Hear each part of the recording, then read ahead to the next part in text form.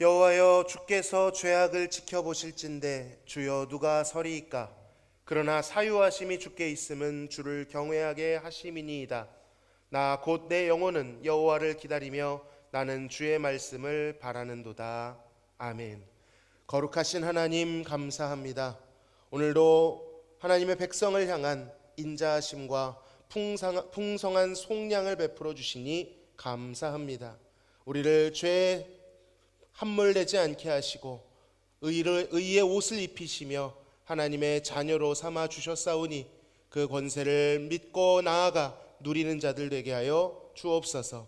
우리 마음에 하나님을 향한 갈망을 허락하여 주시고 파수꾼이 아침을 기다림보다 주님을 기다리는 그 마음이 우리 안에 넘쳐날 수 있도록 인도하여 주옵소서. 예배의 시종을 하나님께 의탁드리오며 예수님의 이름으로 기도하옵나이다. 아멘.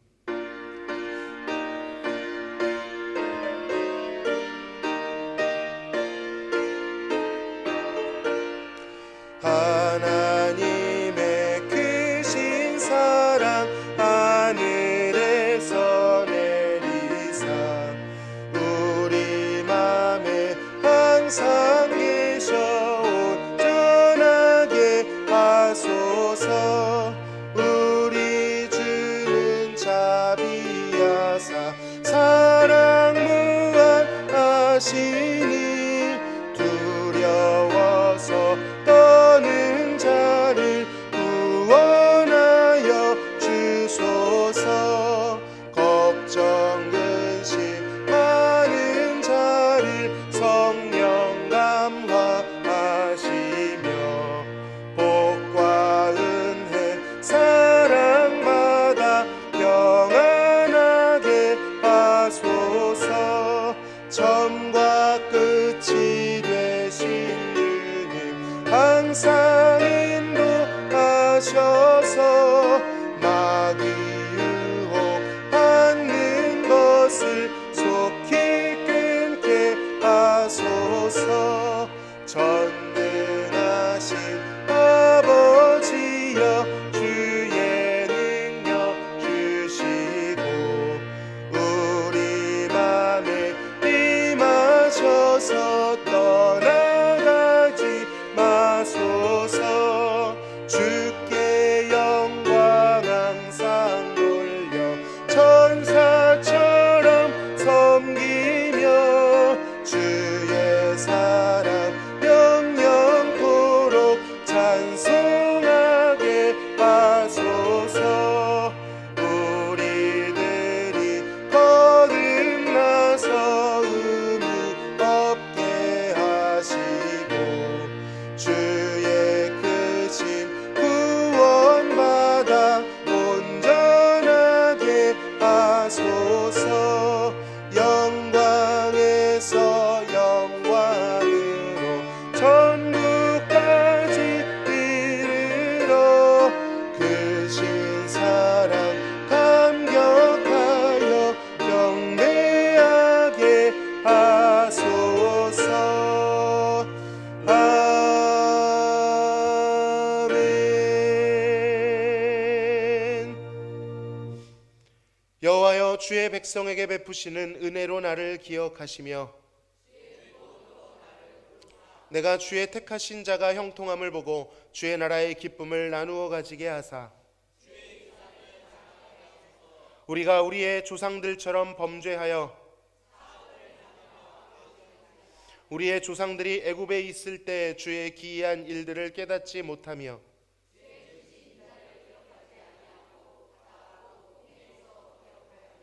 그러나 여호와께서는 자기의 이름을 위하여 그들을 구원하셨으니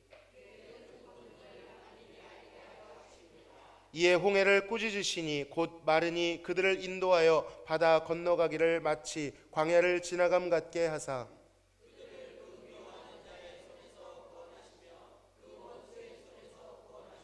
그들의 대적들은 물로 덮으심에 그들 중에서 하나도 살아남지 못하였도다.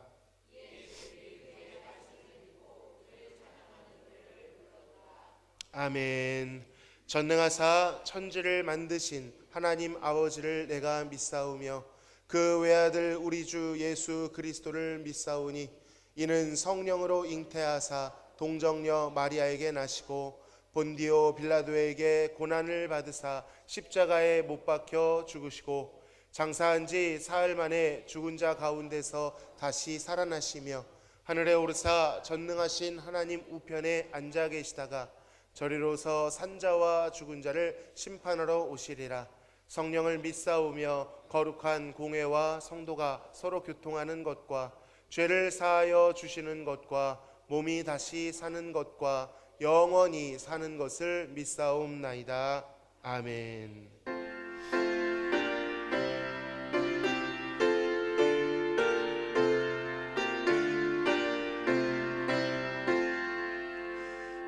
피난처 있으니 환난을 당한 자 이리 오라. 땅들이 변하고 물결이 일어나 산 위에 넘치듯 두렵지 않네. 이 밤이 떠들고 나라들 모여서 진동하나. 우리 주 목소리 한 번만 말하면 천하의 모든 것 망하겠네. 만유주 하나님 우리를 도우니 피난처요. 세상의 난리를 그치게 하시니 세상에 창검이 쓸데없네. 높으신 하나님 우리를 구하니 할렐루야. 괴로움이 심하고 환난이 극하나 피난처 되시는 주 하나님.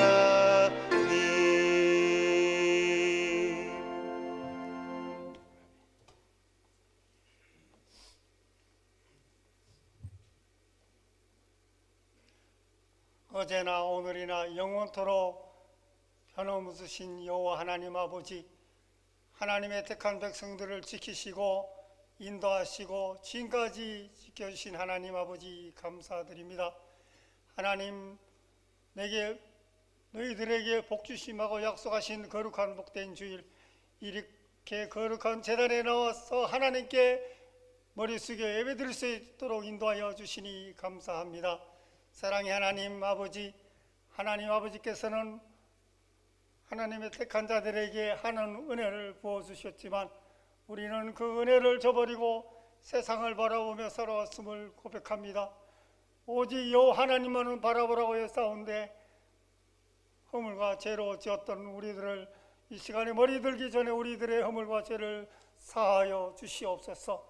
그리하여 온전히 하나님께 신령과 진정으로 예배드릴 수 있는 귀한 믿음의 그릇들로 다 사용하여 주시옵소서.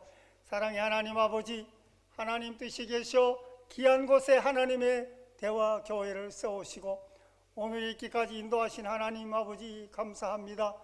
이곳에 하나님의 참 은혜가 있게 하시고 주변을 변화시키는 능력의 재단이 될 수 있도록 하나님 역사하여 주시옵소서.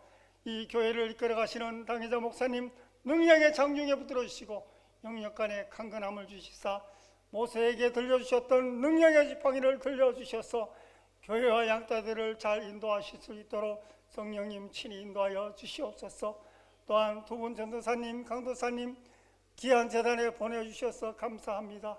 사역을 감당하실 때에 또한 담임 목사님을 보필하고 동행하실 때에 성령께서 친히 함께 하시고 능력으로 함께하여 주시옵소서.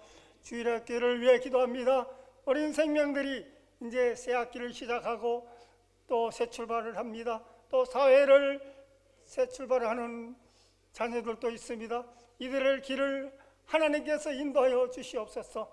다니엘과 요셉에게 길을 인도하셨던 하나님, 그들의 장래의 길을 인도하셔서 하나님의 이 재단과 이 나라와 세계를 움직이는 능력의 지도자로 사용될 수 있도록 하나님이여 지혜와 능력으로 함께하여 주시옵소서. 병마로 신음하는 우리 성도들 많이 있습니다. 주님의 피 묻은 손으로 어루만져 주시고 능력의 권능의 오른손으로 만져 주시옵소서. 건강 지켜 주시옵소서. 하루 속히 건강 회복되어 귀한 제단에 나와 기쁨으로 하나님께 함께 예배드릴 수 있는 모든 심령들 되게 하여 주시옵소서. 귀한 직분자들 많이 세워주셨습니다. 모든 대화 공동체가 하나님 중심, 말씀 중심, 또한 겸손과 존경으로 하나 되는 귀한 공동체가 될 수 있도록 성령이 인도하여 주시옵소서. 이 나라의 민족을 불쌍히 여기사 하나님께서 특별히 사랑하셔서 나라가 없어졌던 그때에 우리 하나님께서 우리 선조들이 이 나라를 붙들고 만세를 외쳤던 그 순간 우리 하나님께서 함께 계비하셨기에 이 나라가 지금 있는 줄 믿습니다. 하나님의 모든 위정자들과 백성들이 하나님을 두려워하고 진정으로 백성을 사랑하며 다시 한번 이 나라에 하나님의 안위가 있기를 간절히 원합니다. 이 시간에 또한 특송으로 드리는 목장님들에게 하나님 함께하사 성령의 능력으로 함께하여 주시옵소서. 원로 목사님 또한 선교사님 사역지마다 우리 하나님 함께하시고 하나님의 복음이 땅끝까지 전파되는 능력의 역사가 있기를 원합니다.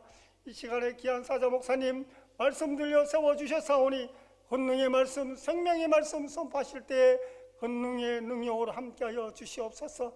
특별히 3월은 대신방을 앞두고 있습니다. 우리 목사님 영육간의 강건함을 주시고 신방을 받는 가정들은 하나님의 은혜와 축복이 다시 한번 발견할 수 있는 하나님이 함께하여 주시옵소서. 말씀을 준비하고 진행하는 모든 또 동역자들과 함께 하실 때 우리 목사님 모세에게 들렸던 능력의 지팡이를 들으셔서 건강 지켜주시고 함께하여 주시옵소서. 이 시간에 예배드리는 처음 시간입니다. 마치는 이 시간까지 우리 주님 함께해 주시고 영광 받아주실 줄 믿사옵고 우리를 죄에서 구원하신 거룩하신 예수님 이름으로 기도옵나이다. 아멘.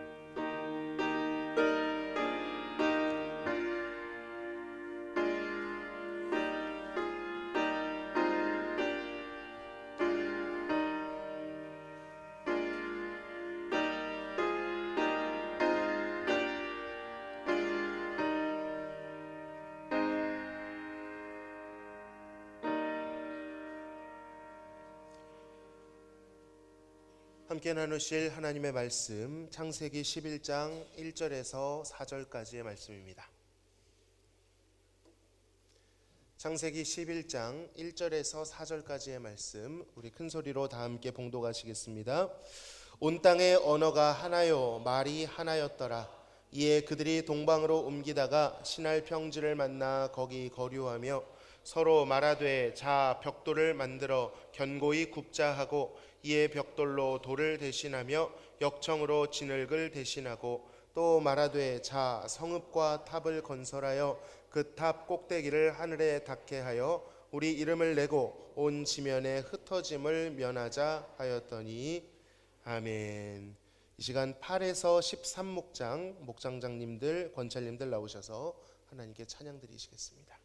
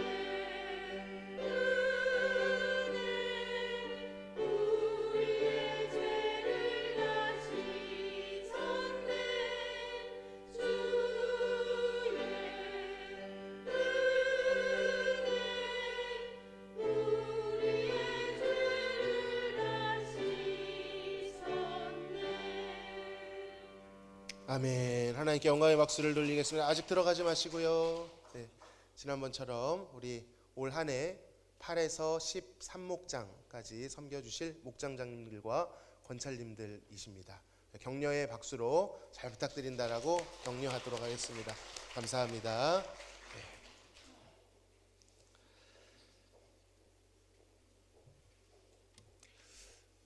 지난주까지 우리는 바벨탑을 통해 인간들이 쌓아 올린 바벨 정신에 대해서 알아보고 있었습니다. 바벨탑의 정신 무엇입니까? 인간이 쌓아 올리면, 네, 맞습니다. 그런데 그 전에 하나 더 넣으면 어디에 닿는다? 하늘에 닿을 수 있고, 하늘에 닿으면 신을 움직일 수 있다라고 믿는 것입니다. 그중 두 가지를 알아보았죠. 첫 번째는 인본주의 신앙이었습니다. 인간이 중심이다라는 거죠. 내가 주인공이라는 거예요. 내 판단, 경험, 느낌, 기분, 그것이 신앙의 기준이 되고 또 신앙의 대상이 되는 거죠. 하나님을 섬기는 것처럼 보이지만 결국 하나님을 섬기는 나를 섬기고 있는 것입니다.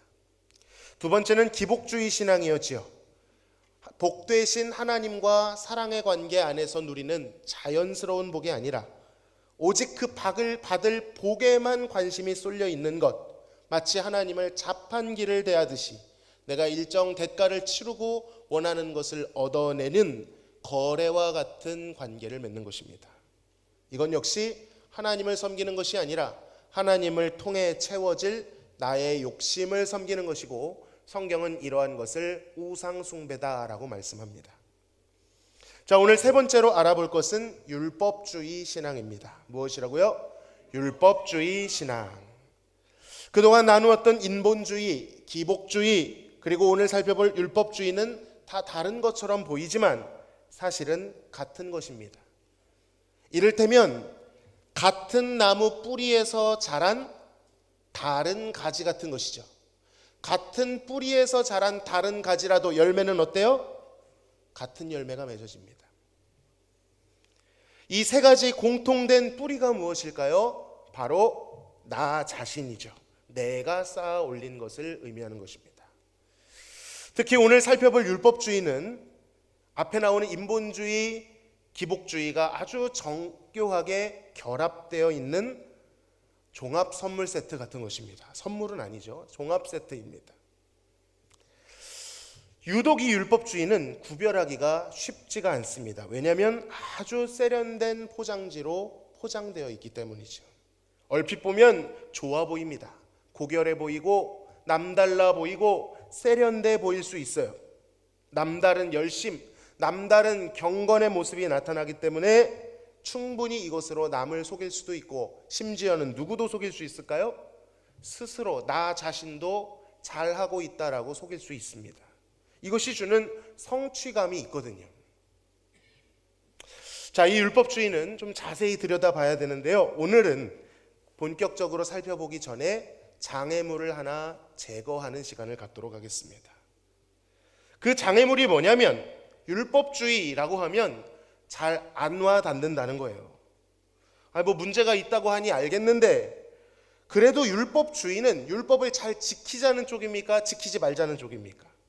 지키자는 쪽이잖아요. 그럼 이미지가 어때요? 그래도 좀 괜찮지 않나? 라고 생각하는 거예요. 또 어떤 이들은 이렇게 생각합니다. 율법주의는 신앙에 진지한 사람들이나 신앙생활 오래 하고 또 잘하고 열심히 한 사람들한테 해당되는 거 아닌가? 이런 생각을 하게 되죠. 물론 여긴 그런 분들 안 계시겠지만 이렇게 생각할 수 있는 거예요. 난 말씀도 잘 안 지키는데 무슨 내가 율법주의자야. 그러다 보면 오늘 말씀의 주제가 팍 식습니다. 나는 해당이 안 되는구나. 그러나 여러분, 절대로 그렇지가 않습니다. 이것은 우리 모두의 이야기이고, 이 율법주의라고 하는 성향은, 오류는 하나님 앞에 모든 죄인들이 가지고 있는 기본적인 성향입니다. 누구에게나 있다는 거예요. 그리고 성경을 잘 보시면 예수님께서 가장 많이 대적하신 이들이 바로 이 율법주의자들이었고, 사도 바울이 가장 엄격하게 경계했던 두 부류가 이따 소개되겠지만 이 율법주의자와 영지주의자들이었습니다. 물론 사도 바울뿐만 아니라 다른 사도들도 있지요. 결코 소수에 해당되는 것이 아니라는 거예요. 모두에게 해당될 수 있는 오류다라는 것입니다. 자, 먼저 기본적인 정리가 필요합니다. 율법주의가 뭔지 알아보기 위해서는 율법이 뭔지 알아봐야겠죠. 자, 율법이 무엇입니까? 하나님이 주신 법이죠. 하나님이 주신 교훈, 지침 같은 것입니다. 하나님이 주셨는데 율법이 문제가 될까요? 안 될까요? 당연히 안 되죠. 하나님이 주신 겁니다.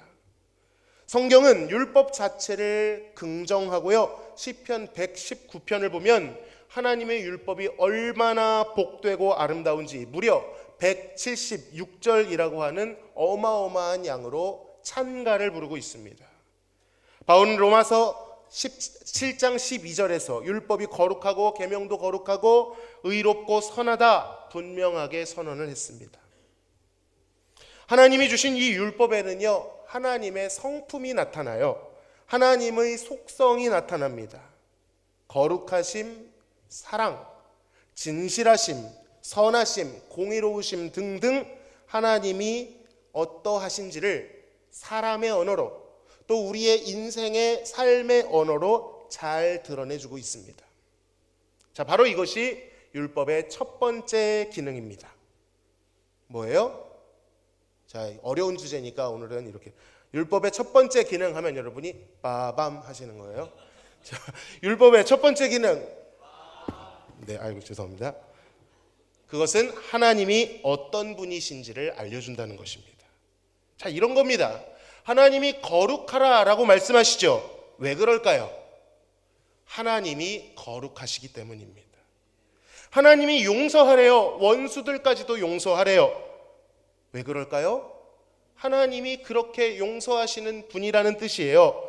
예수님이 70번씩 7번 용서하라고 하셨지요. 무슨 뜻입니까? 예수님이 70번씩 7번, 490번이 아니라 영원히 용서하시겠다라는 의지를 보여주는 것입니다. 그러니까 율법을 자세히 들여다보면 하나님이 어떤 분인지 알 수 있는 거예요. 얼마나 좋은 것입니까? 비유하자면 율법은 하나님을 비춰주고 투영해주는 깨끗한 선명한 창문과 같은 역할을 합니다. 또 하나님이 어떤 분인지 알게 되면 또 무엇을 알 수 있을까요? 그가 기뻐하시는 게 무엇인지 알게 되죠. 뜻을 알게 됩니다. 하나님이 기뻐하시는 기준, 무엇을 싫어하시는지에 대한 경계, 그리고 그 기준과 경계를 따라 어떻게 살아가야 할지 삶의 방향, 신자들의 삶의 이정표가 되어준다는 것이죠. 자, 여기까지는 어려울 것이 없죠. 율법 자체는 아무 문제가 없습니다. 그럼 답이 나와 있잖아요. 율법 따라서 열심히 살면 되겠네. 답이 나와 있는데 뭐가 그렇게 어려워? 자, 그렇게 살아갑시다. 이렇게 말씀을 맺으면 너무나도 간단합니다. 자, 따라해보겠습니다. 나는 할 수 있어. 이렇게 끝내면 얼마나 쉽겠습니까? 그러나 이렇게 말씀을 따라 열심히 살아보려고 노력해본 분이시라면 이것이 말처럼 쉽지 않다라는 것을 누구나 고백하실 것입니다. 쉽지 않은 정도가 아니라 하나님 기준대로 하면 불가능한 일이라는 것을 알게 될 것입니다. 왜 안 될까요? 적혀 있는데. 바로 변수가 있기 때문입니다. 그 변수가 무엇입니까? 바로 나 자신입니다. 율법이 문제가 아니라 율법을 도무지 지킬 수 없는 나 자신, 그 율법을 원하지도 않고 따르고자 하지도 않는 나 자신이 문제라는 거죠. 물론 어떤 분들은 이렇게 말할 수도 있습니다. 아유, 이 정도면 잘하는 거지. 나 정도면 저 사람에 비하면 나은 거지. 여러분, 그러나 이 기준을 보십시오. 뭉뚱거려져 있습니다.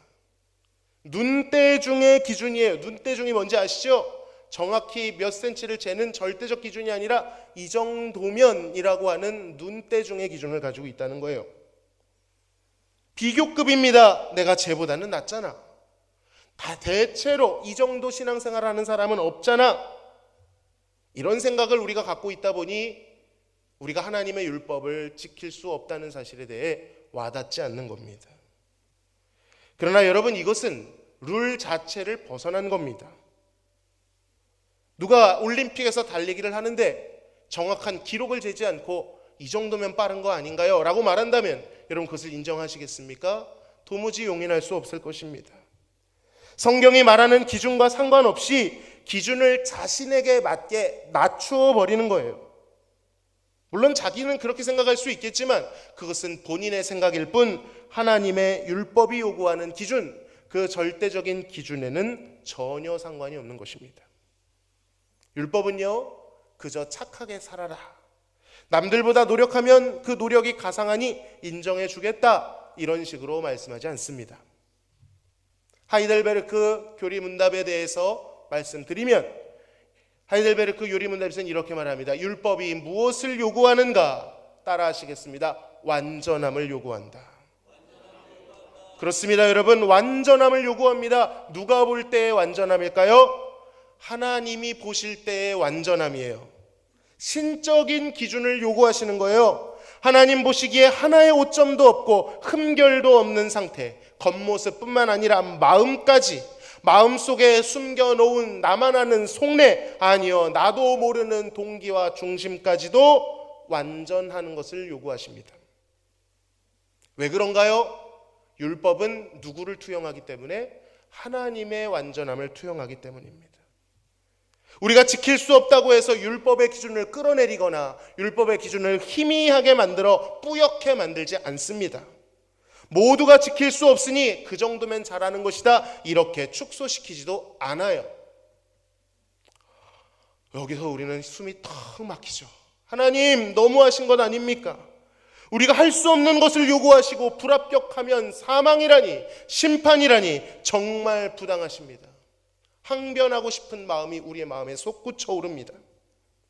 우리의 마음은 결국 이렇게 말하고 싶어요. 하나님이 너무하시고 하나님이 틀렸습니다. 그리고 우리는 피해를 본 자인 것처럼 마음을 왜곡시켜 버립니다.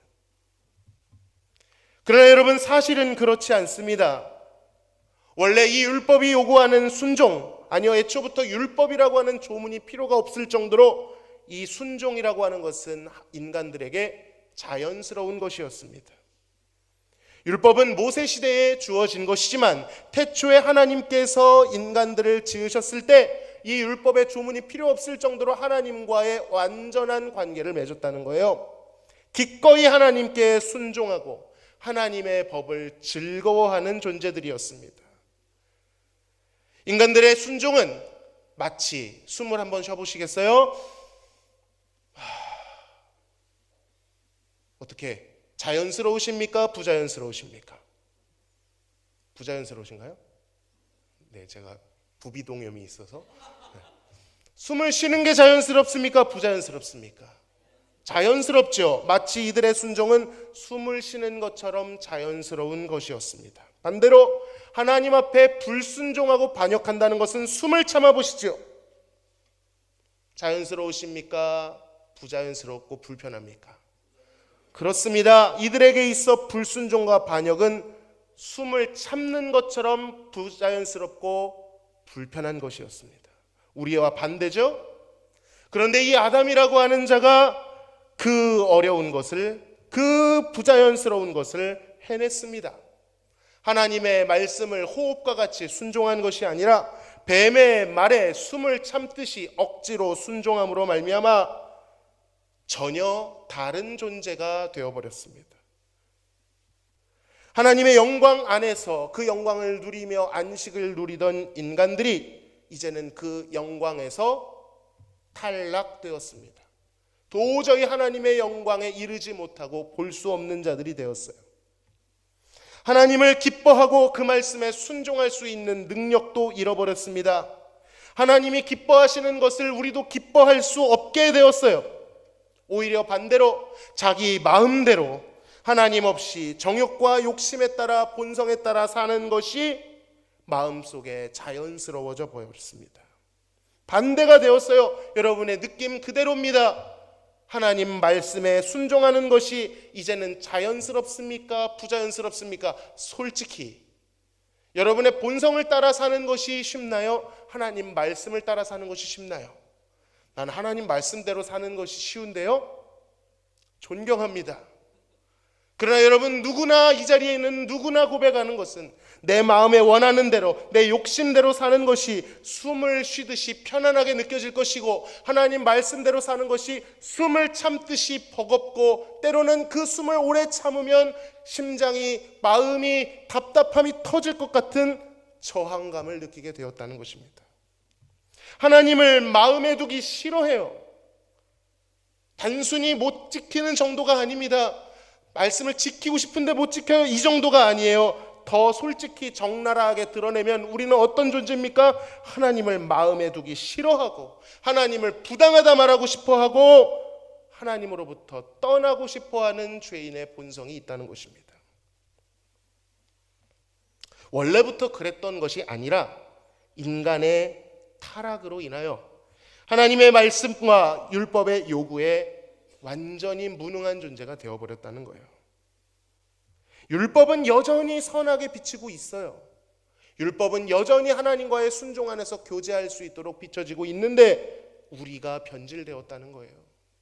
여러분, 이 타락의 사건이 얼마나 극심한 것인지, 우리가 불치병을 선고받을 때 그 충격과는 비교할 수 없는 아주 절망적인 선언을 성경은 하고 있다는 것입니다. 이로 인해 죄인들은 그 복되고 선하신 율법임에도 불구하고 그것을 직면할 때 아이러니하게도 절망하게 됩니다. 비참해집니다. 하이델베르크 소유리 문답 3문은 우리가 하나님의 율법으로부터 죄와 비참함을 보게 된다라고 말합니다. 자, 그런데 우리 선하신 하나님께서는 이렇게 안타까운 현상을 버리지 않으십니다. 이것도 하나님의 목적대로 사용하십니다. 자, 바로 이것이 율법의 두 번째 기능입니다. 율법의 두 번째 기능, 감사합니다. 바로 그 두 번째 기능은 율법을 통해 죄인이 자신의 부패한 모습을 보게 된다는 것입니다. 자신이 죄인임을 발견하게 된다는 거예요. 앞에서는 율법이 하나님을 보여주는 창과 같다, 창문과 같다 비유했었죠. 그런데 여기서는 거울에 비유하겠습니다. 율법은 하나님의 성품을 창문처럼 보여주는 동시에 거울처럼 우리의 죄와 비참함을 비춰줍니다. 이 거울 역시 깨끗하고 명확한 거울이에요. 자, 율법을 통해 두 가지를 보게 되는 것이죠. 첫 번째는 뭐예요? 하나님의 거룩하심을 보게 되고, 동시에 그 앞에 서 있는 비춰진 추악하고 더러운 나의 모습을 보게 되는 것입니다. 하나님을 아는 지식과 나를 아는 지식이 동시에 나타나는 것이죠. 왜 하나님은 굳이 율법을 통해 이런 일을 하시는 것일까요? 우리 입장에선 너무도 견디기 힘든 일인데 왜 하나님은 우리를 비참하게 만드시는 것입니까? 생색이라고 내고 싶으셨을까요? 너와 나의 모습이 너무 다르다, 이렇게 말씀하고 싶으셨을까요? 얼마나 큰 벽이 존재하는지 길을 죽이고 싶으셨을까요? 너희가 틀렸어, 정죄하고 싶으셨던 것일까요? 그러나 여러분, 정신을 차리고 잘 생각하셔야 됩니다. 하나님은 한 번도 변하신 적이 없어요. 우리가 변했을 뿐입니다. 하나님의 기준이 너무한 것이 아니라 우리가 너무한 거예요. 하나님이 변한 것이 아니라 우리가 변했어요. 우리가 타락했고 우리가 탈락되었습니다. 하나님이 비정상이 아니라, 하나님의 율법이 비정상이 아니라 우리가 비정상입니다. 하나님의 율법은 어제도 오늘도 내일도 완전하고 거룩해요. 다만 우리의 인식이 하나님을 원수로 규정하고 하나님을 대적하고 있는 것이죠. 그 화살을 하나님께로 돌려서는 안 됩니다.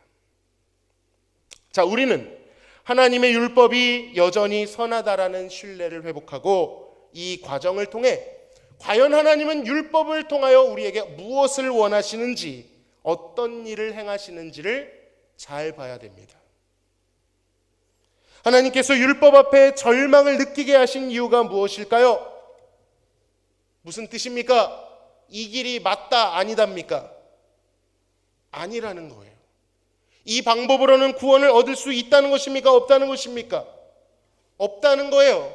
이 율법을 온전히 지켜서 구원을 받는 것은 불가능하다라는 것을 가르쳐주고 계신 것입니다.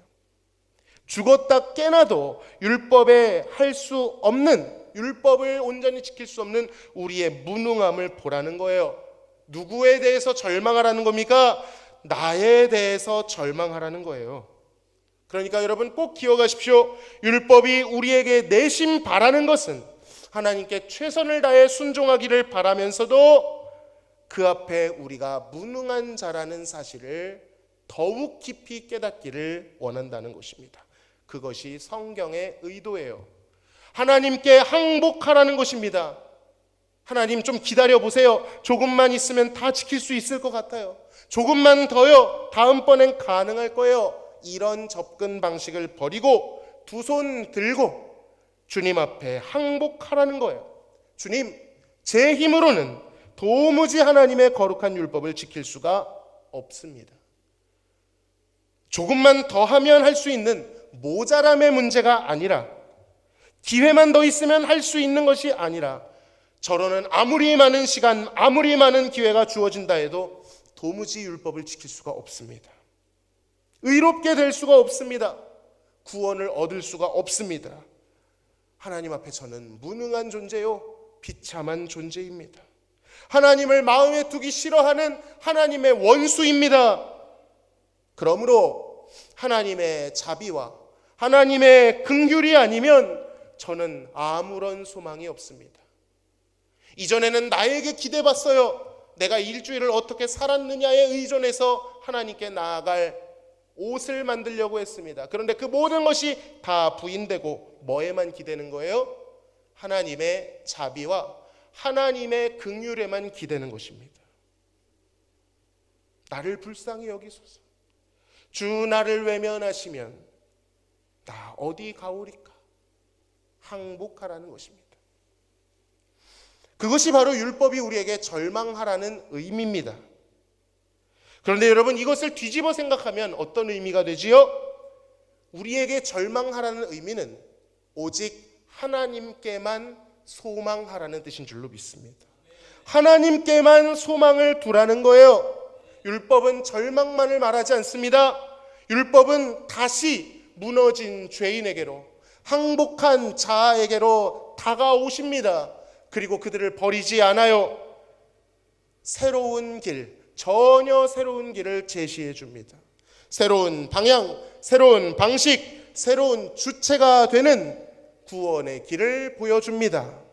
그리고 그 길로 가라라고 안내를 해줍니다. 사실 율법은요, 새롭게 이 일을 시작한 것이 아닙니다. 지금 우리가 살펴보고 있는 이 창세기 때부터, 인간이 타락한 직후부터 아주 오랜 시간 동안 이 일을 말하고 있었습니다. 처음부터 제시했고, 처음부터 예언했고, 약속해 왔습니다. 창세기뿐만 아니라 뒤에 나올 율법서, 예언서, 다윗의 시편, 역사서, 모든 것들이 이것을 가리키고 있습니다. 한 번도 이 원리는 변한 적이 없어요. 하나님의 대안은, 그리고 율법의 목적은 처음부터 이것을 가리키고 있었습니다. 율법은 손가락이요, 이정표였던 것이죠. 그러나 종교 지도자들은 이 손가락에 집착하느라 이 손가락이 가리키고 있는 그 대상을 발견하지 못했습니다. 여러분, 바로 이 손가락이 가리키고 있는, 애초부터 가리키고 있었던 그 존재는 누구입니까? 예수님께서 친히 말씀하시되 너희가 율법서와 다윗의 시편과 예언서를 날마다 상고하거니와 그것이 가리키고 있는 나를 알아보지는 못하는구나. 정작 나를 알아보지는 못하는구나. 예수님이 직접 말씀하셨습니다. 누구십니까? 바로 하나님이 보내주신 구원자, 하나님이 보내신 전혀 새로운 구원의 방편, 예수 그리스도이신 줄로 믿습니다. 인간이 하늘에 쌓아 올려서 닿는 것이 아니라 하나님께서 자신을 낮추사 버리사 내려오시는 방법, 인간이 율법을 지켜서 구원을 얻는 것이 아니라 하나님께서 오셔서, 하나님의 아들이 오셔서 모든 율법을 친히 성취하시고 그 은혜로 구원을 베푸는 방법, 바로 하나님의 독생자 예수 그리스도를 통한 구원이요 복된 소식, 곤고한 자들에게, 여러분 곤고하십니까? 그 곤고한 자들에게 기쁨이 되는 소식, 바로 십자가 부활의 복음인 줄로 믿습니다. 바로 이것이 율법의 세 번째 기능, 바로 율법의 세 번째 기능, 절망한 죄인들을 예수 그리스도께로 인도하는 것입니다. 율법은 최종적으로 죄인들을 예수님께로 인도하여 오직 예수님만을 의지하도록 만듭니다. 그런데 죄인은 예수님을 의지할 수가 없어요. 그래서 나에게 대해서 절망시키는 겁니다. 나로는 구원을 받을 수 없구나. 율법은 더 이상 구원의 조건이 아닙니다. 애초부터 아니었어요. 율법이 언제 주어지는지 보십시오. 홍해의 구원을 경험한 뒤에 주어지고 있습니다. 율법은 우리를 예수님께로 인도하는 선생님인 줄로 믿습니다. 몽학 선생, 초등교사라고 그러죠. 뿐만 아니라 그리스도와 만나게 하는 중매쟁이 역할을 해줍니다. 그것이 율법이 존재하는 가장 큰 목적, 나 스스로를 구원할 수 없음을 깨닫고 하나님이 보내주신 예수님을 찾아가게 만드는 것, 예수님께로 안내해주고 그를 영접하게 해주고 그를 신랑으로, 구세주로, 주군으로 맞이하여 그와 결혼하도록 만드는 것, 한 몸이 되게 하는 것, 그것이 율법의 목적인 것입니다. 오직 예수님을 찾고 소망하고 붙들도록 만듭니다. 여러분, 율법이 우리에게 주는 절망을 미워하지 마시길 바랍니다. 그 율법이 우리에게 절망하게 하므로 우리는 비로소 자기 부인이라고 하는 것을 하게 됩니다. 그리고 하나님께 대해서만 소망하게 됩니다. 복음만 의지하게 됩니다. 나로는 할 수 없으되 하나님으로는 하실 수 있다는 것을 비로소 깨닫게 해주는 것입니다. 그것을 아는 것이 복음의 율법의 목적에 부합하는 것입니다. 말씀을 통해 그것을 보셔야 된다는 거예요. 그러나 율법주의에 빠진 자들은 이 율법이 큰 소리로 외치고 있는 이 메시지를 듣지 못하고 길을 잃어버립니다. 엉뚱하게 반응해버립니다. 두 가지 양상으로 나타납니다. 어떤 이들은요, 포기해버려요. 어차피 못 지킨다면서 그냥 적당히 살자.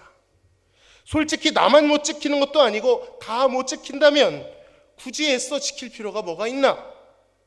율법주의니 뭐니? 아유, 복잡시려. 피곤하고 복잡하고 어렵다. 귀찮게 생각합니다. 여러분, 가장 무서운 전법이 뭔지 아십니까? 몰라 전법입니다. 몰라. 여러분, 어떤 이들은요, 최소한의 것을 합니다. 믿으면 됐지. 교회 나가면 됐지. 삶에서도 적당한 방향성을 가지고 적당한 동의를 하면 그것이 하나님을 믿는 것이고 구원을 받는 것이다 라고 생각합니다. 그래서 이런 분들은 입으로 말하는 것을 공식처럼, 수학 공식처럼 여겨요. 그러나 여러분, 이것은 대단한 착각일 수 있고 정말로 한가한 생각일 수 있습니다. 성경은 분명 죄의 삭시 사망이라고 선언해버리고 있는데 그 말에 타격감을 못 느끼는 거예요. 그래도 찜찜하니 최소한의 것만 하는 겁니다. 사실상 안 믿는 겁니다. 이들은 불안하고 두려운 찜찜함이 들다가도 에휴, 뭐 큰일이 있겠어? 이렇게 아몰라 전법으로 응수해버립니다. 이들이 믿는 하나님은 솜사탕같이 뭉뚱거려져 있어요.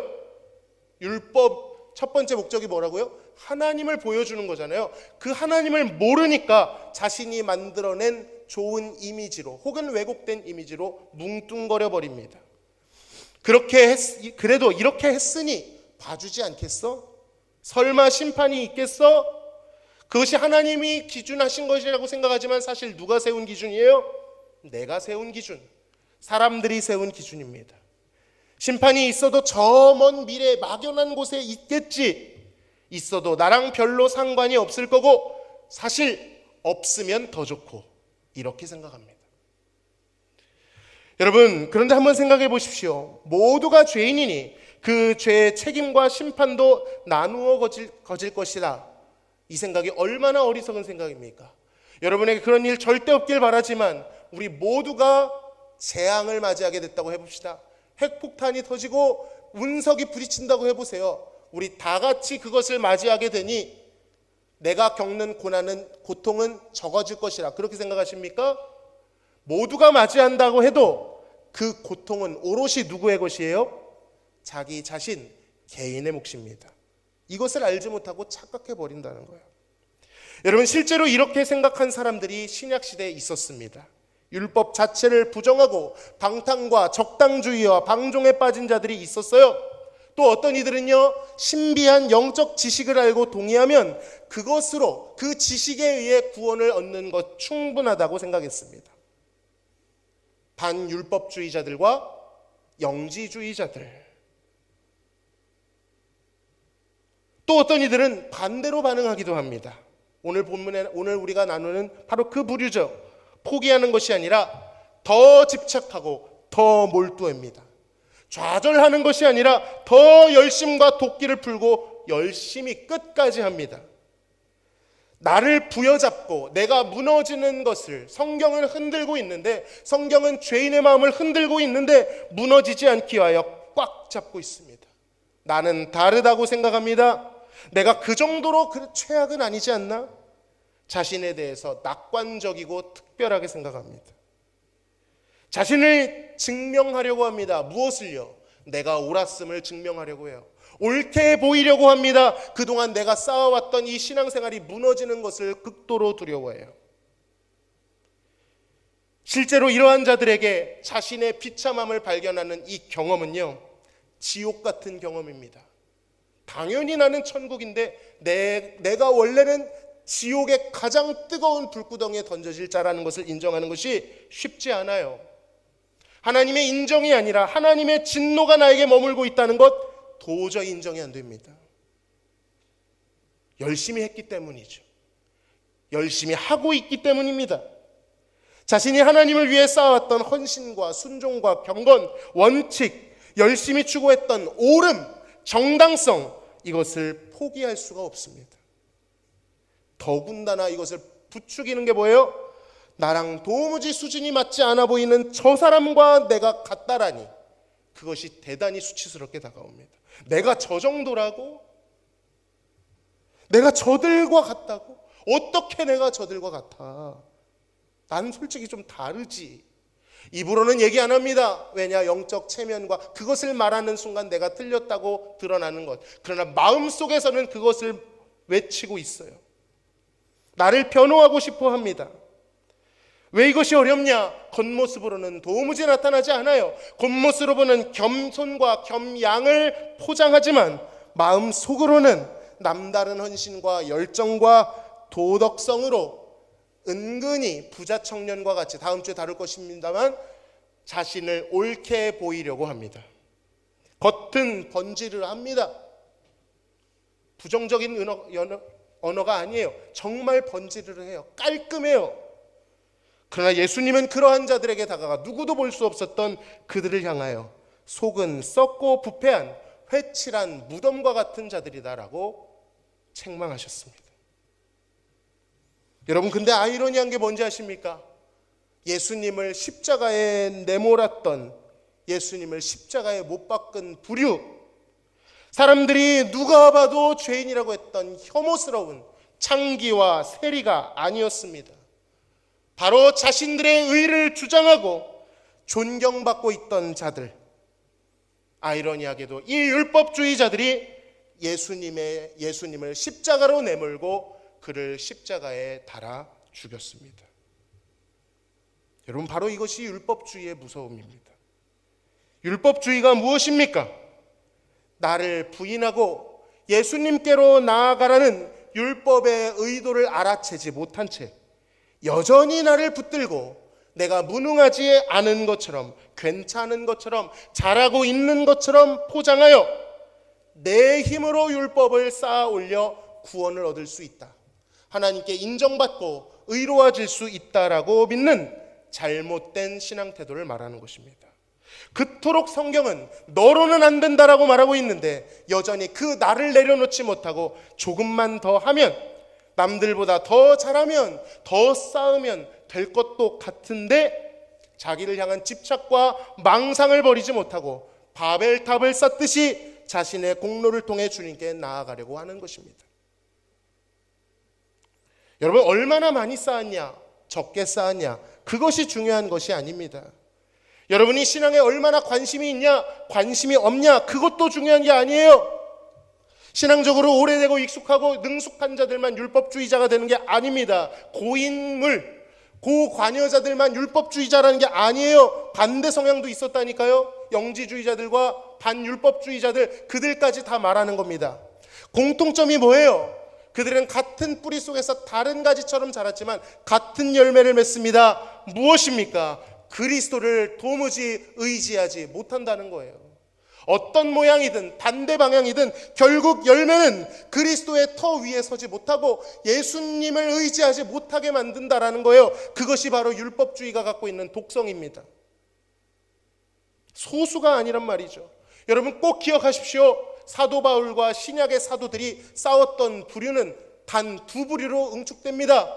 하나는 율법주의자, 또 하나는 반율법주의와 영지주의자. 지금 말씀드린 이 모두가 사도들이 대적했던 두 부류라는 거예요. 우리 모두가 여기에 해당될 수 있다는 것입니다. 여러분, 율법의 의도대로 나를 부인하고 예수 그리스도께로 가고 있는지를 돌아보시기를 소망합니다. 율법주의는 독국물을 품고 있는 맑아 보이는 물과 같습니다. 겉으로는 좋아 보여요. 문제 없어 보여요. 그러나 그것을 마시는 순간 십자가와 예수님이 보이지 않습니다. 예수님 대신 나를 섬기고 나를 추앙하게 만듭니다. 말씀을 맺겠습니다. 여러분의 신앙의 기초, 신앙의 터는 어디에 세워져 있습니까? 말씀을 보시면서 무엇을 느끼고 어떻게 반응하고 계십니까? 그 말씀을 듣고 여러분이 향하는 곳은 어디입니까? 여전히 나 자신입니까? 내가 어떻게 할 것인가? 내가 이번 주엔 잘했지 못했지 여기입니까? 아니면 나를 떠나 예수님께로 가고 있습니까? 여러분, 말씀을 읽을수록 예수님과의 교제가 깊어지시나요? 아니면 내가 어떤 잘하는 그리스도인이 될 것인가 거기에 집중하시나요?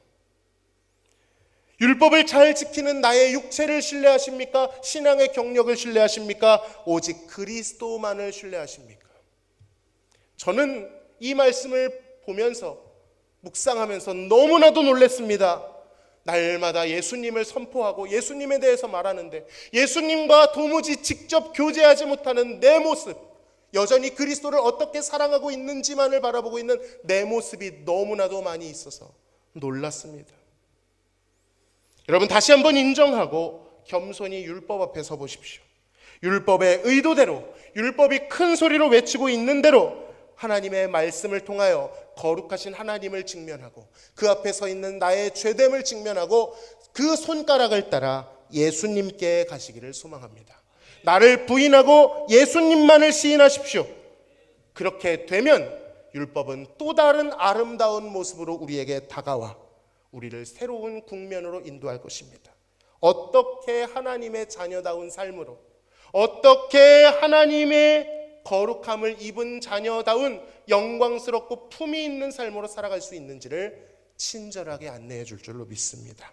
그렇게 율법을 통해 우리의 방향과 터를 다시 한번 점검하셔서 나를 부인하고 예수님만 시인하시는 삶을 사시기를 간절히 소망합니다.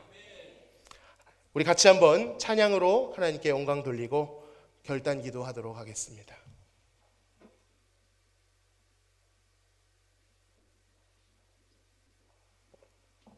이 가사를 잘 생각하시면서 내가 주의 보좌로 나아갈 때 어떻게 나아갈 것인지를 고백하는 시간 갖겠습니다.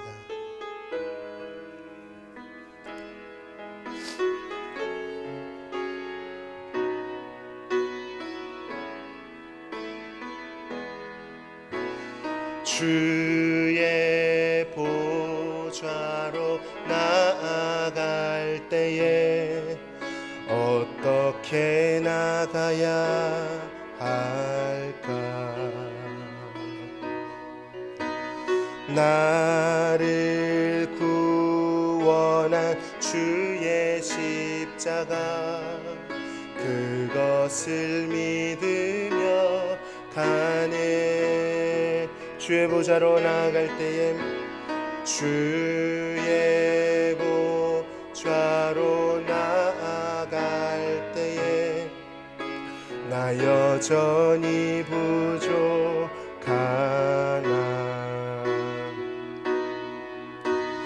나를 품으신 주의 그 사랑 그것을 믿으며 가네. 자격 없는 내 힘이 아닌 자격 없는 내 힘이 아닌 오직 예수님의 보혈로 자격 없는 내 힘이 아닌 오직 예수님의 보혈로 십자가의 보혈 완전하신 사랑 십자가의 보혈 완전하신 사랑 이미 번나가니다.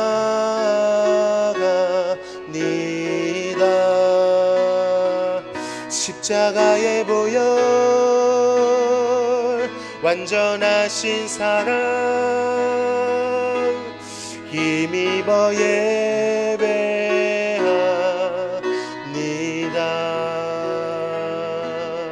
우리 같이 한번 기도합시다. 하나님, 우리의 눈을 열어주옵소서. 우리의 마음을 열어주옵소서. 나를 의지하고 나를 딛고 하나님께 나아가는 삶이 아니라 오직 십자가의 보혈, 우리를 향하여 흘려주신 그 보배로운 피가 무엇인지 발견하고 예수님만을 의지하는 반석 위에 세워진 신앙생활하게 하여 주옵소서. 내 눈으로 볼 수 없사오니 성령이 역사하셔서 율법이 말하는 대로 하나님을 보게 하시고 나를 보게 하시고 그리스도를 보게 하여 주옵소서. 기도하며 나아가시겠습니다. 하나님 아버지, 감사합니다. 오늘 이 시간 다시 한번 말씀을 통해 율법을 통해 하나님 앞에 섭니다. 내 모습을 보여주옵소서. 내 스스로를 의지할 수 없다는 것을 보여주옵소서. 죄인의 마음을 흔들어 주시옵소서. 예수님께로 가라고 하는 율법의 큰 소리에 응답할 수 있게 하여 주옵소서. 나를 부인하고 예수님만을 시인하는 자들 되게 하여 주옵소서. 예수님만을 의지하는 자들 되게 하여 주옵소서. 우리를 안내하시고 영접하시는 그 예수님의 그 사랑을 다시 한번 깨닫고 복음의 능력을 깨닫고 주님 앞에서 새로워지고 주님이 우리에게 주신 그 은혜의 선물이 얼마나 큰 것인지를 받아 누리는 우리 되게 하여 주시옵소서. 감사하며 예수님의 이름으로 기도하옵나이다. 아멘.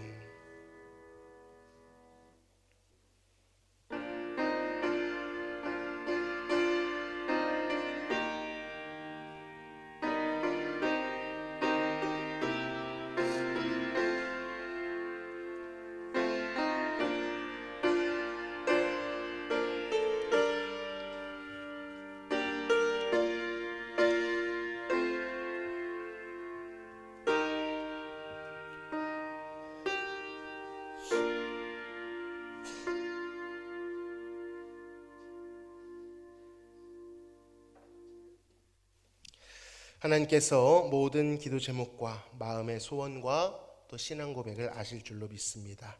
이 시간 감사헌금 11조 예물 선교 구제 추정금을 하나님께 드립니다. 하나님 아버지, 감사합니다. 공로가 아니라 은혜인 줄로 믿습니다.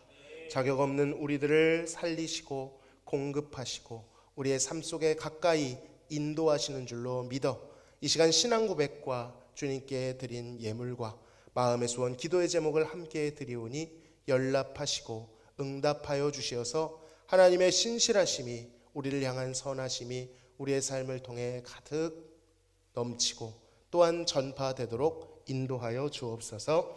감사하며 예수님의 이름으로 기도합니다. 아멘. 우리 다 함께 인사 나누시겠습니다. 주변에 계신 분들, 나를 부인하고 주님께로 갑시다. 네, 감사합니다. 교회 소식 전해드리겠습니다. 이번 주간부터 화요일부터 춘계 대신방이 시작됩니다. 신앙생활에 은혜와 유익이 될 수 있도록 열린 마음으로 기도해 주시기를 바랍니다. 목장장님, 권찰님을 통해서 신방 일정 다시 한번 확인해 주시길 바라고요. 아직 신청하지 못하신 분들 아직 열려 있습니다. 언제든지 말씀해 주셔서 제가 부임하고 첫 신방이니까 꼭 같이 얼굴과 얼굴을 마주하고 기도했으면 좋겠습니다. 돌아가실 때 필경대에 신방에 관련된 유인물이 있습니다.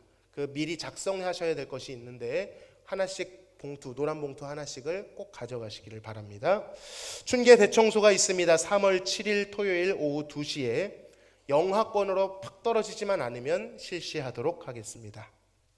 광고를 통해서 문자를 통해서 공지 드리도록 하겠습니다. 다음 주일 3부 예배 후 목장장 권찰 교육이 있습니다.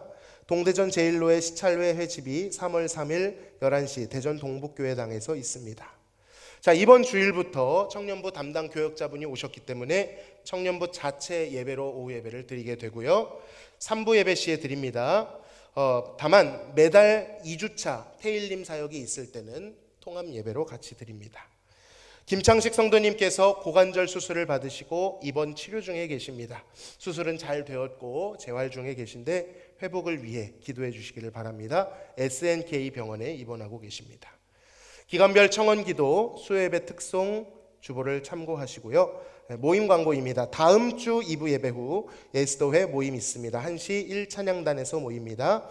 다음 주 3부 예배 후 부활절 칸타타를 위한 연습으로 모입니다. 각 찬양단에서 7에서 모이게 됩니다. 추가 광고 드리겠습니다. 우리 김덕준 집사님, 정순자 권사님 가정에서 강단의 아름다운 난을 헌물해 주셨습니다. 귀한 섬김 감사드립니다. 방금 말씀드렸듯이 목장장 권찰 임시 모임 있습니다. 12시 40분에 1층 회의실에서 잠깐 모이도록 하겠습니다. 대신방 관련해서 또 오늘 목장 모임 관련해서 공지사항만 전달해 드리겠습니다. 유아세례 교육 12시 50분에 1층 회의실 같은 장소에서 모이게 되겠습니다. 이상 교회 소식 전해드렸습니다. 1절만 찬양합니다.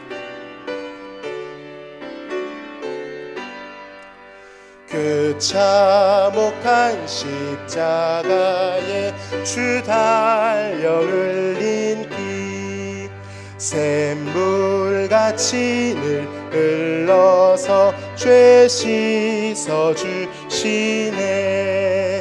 값없어도 다 나와서 내 죄를 보하면 이 눈보다 더 이도록 참석 여러 들이 나 믿노라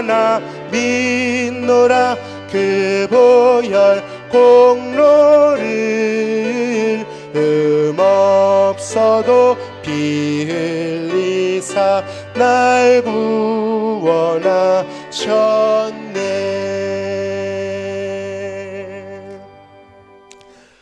지금은 우리를 구원하신 예수 그리스도의 크신 은혜와 아버지 하나님의 극진하신 사랑하심과 성령님의 교통 충만 내주하심이 율법을 통하여 하나님의 거룩하심과 죄인의 비참함과 오직 예수 그리스도만이 소망이심을 직면하고 고백하기 소망하는 사랑하는 성도들 머리 위에 지금으로부터 영원토록 함께 계실지어다.